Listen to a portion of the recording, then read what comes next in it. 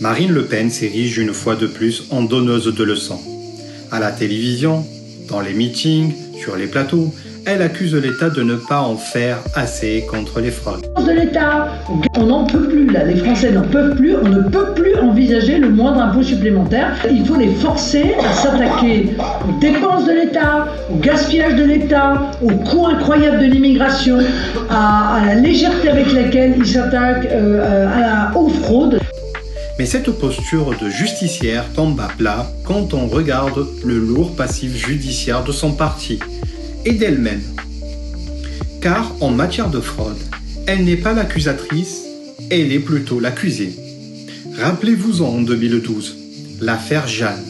Marine Le Pen est au cœur d'un vaste système de détournement de fonds publics orchestré par le micro-parti Jeanne.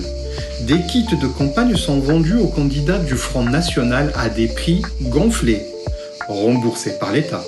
Ce montage financier a permis de siphonner des millions d'euros d'argent public, sans appel d'offres, au profit de proches du parti. Une fraude électorale maquillée en organisation politique. En 2025, condamnation pour détournement de fonds européens. Marine Le Pen est condamnée pour avoir utilisé les ressources du Parlement européen destinées à rémunérer de vrais assistants parlementaires pour payer des permanents du parti à plein temps en France. Résultat, près de 4 millions d'euros de fonds européens détournés. Un abus de confiance envers les institutions européennes.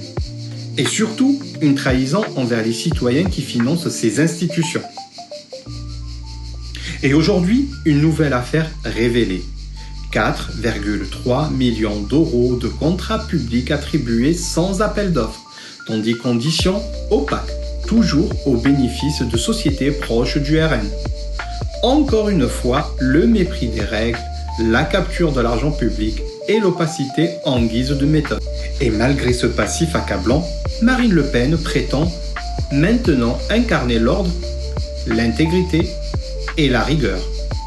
Elle accuse les autres de laxisme, alors qu'elle-même condamnée, impliquée dans au moins 3 affaires de détournement, et à la tête d'un parti qui a construit une bonne partie de son financement sur la fraude organisée.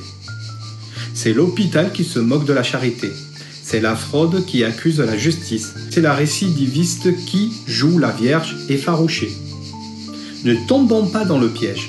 Ceux qui nous donnent des leçons aujourd'hui sont parfois les premiers à trahir demain. Partage cette vérité. Fais circuler les faits. Expose les faux visages. S'informer, c'est déjà résister. Le savoir est une arme pour faire les meilleurs choix et influer sur l'avenir de la France.